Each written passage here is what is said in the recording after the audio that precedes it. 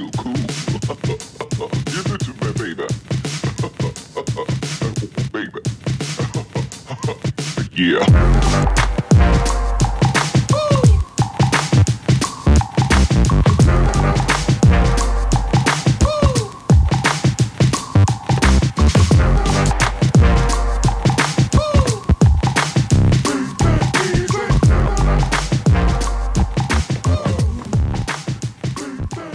Let's start with a common screenwriting problem.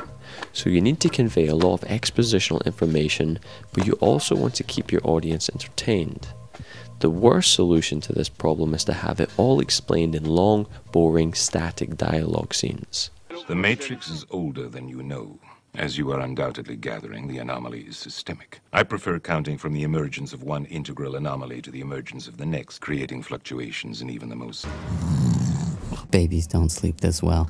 So one possible solution is to intercut something extra happening so there are two layers of information. The dialogue exposition and another more entertaining visual scene to watch. Michael Raymond Clayton, born September 9, 1959, St. Joseph's Hospital, Bronx, New York. Father is NYPD patrolman Raymond Xavier Clayton. Mother, Alice Mary Clayton. Graduates Washingtonville Central High School, Orange County, New York in 1977. Graduates St. John's University, 1980. Fordham Law, 82. Who is this guy?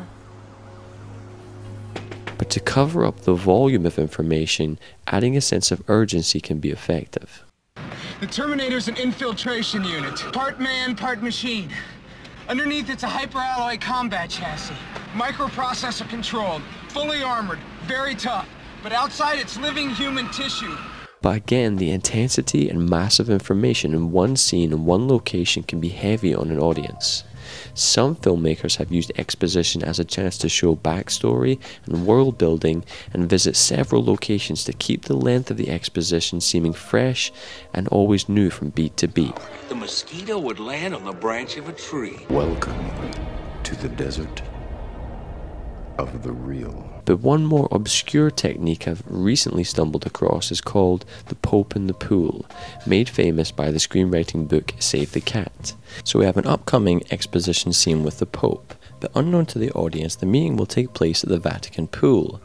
Now, as the exposition is being delivered, the audience are thinking, I didn't know the Vatican had a pool, and look, the Pope's wearing different clothing, wears his hat, he's in a bathing costume, and before you know it, the scene is over. One way is to acknowledge what the screenwriter is trying to do. How could I have been unthawed in the 90s and travelled back to, oh no, I've gone cross-eyed. I suggest you don't worry about this sort of thing and just enjoy yourself. That goes for you all, too. Yes. It works on the premise that you can convey information to an audience, but show them something unusual and unexpected visually, so that their mind and focus is distracted and occupied while the information is being delivered. There are now two of me here, and there are two of you here. The other me was a dark man McGround from 1955. The younger me that helps the other you get back to 1985. Often using comedy as a shield. I don't know. I think it was just you guys. Definitely no baby. And one other guy. That's our guy. Was he okay? Yeah, he was fine. Just whacked out of his mind. You all were. All right, come forward. And turn. All right. Go. And cough. Cough. Cough. Give me one more. All right. Or witty dialogue from an outrageous character. Without asking for too many details, do you have anyone in with Costello presently? Maybe. Maybe not. Maybe f*** yourself. Or by having a constant underlying tension. It's nice.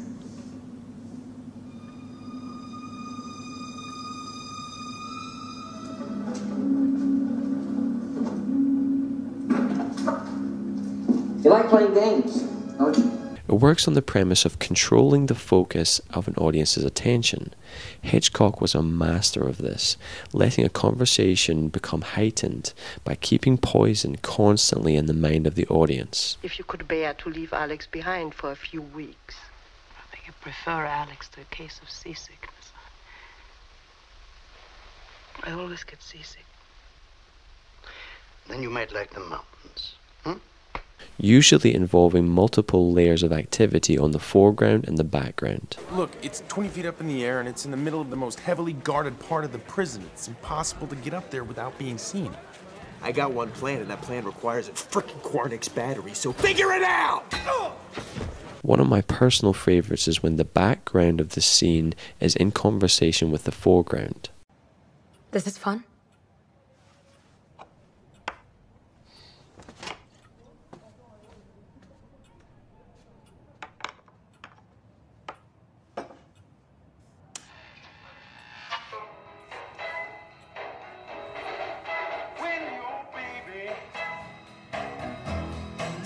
You're all alone and nobody calls you on the phone.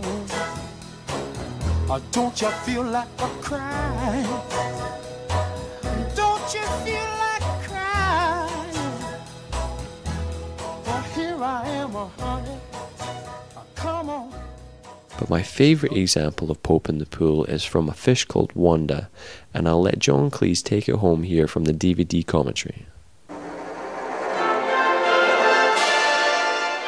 Now again, all this kind of nonsense is invented by Kevin, but he invents it very easily because he does move with extraordinary precision and grace. And it's very helpful for this scene because Jamie, I felt as the writer, needed to come in and tell Kevin what had been going on so that we kind of know how much Kevin knows.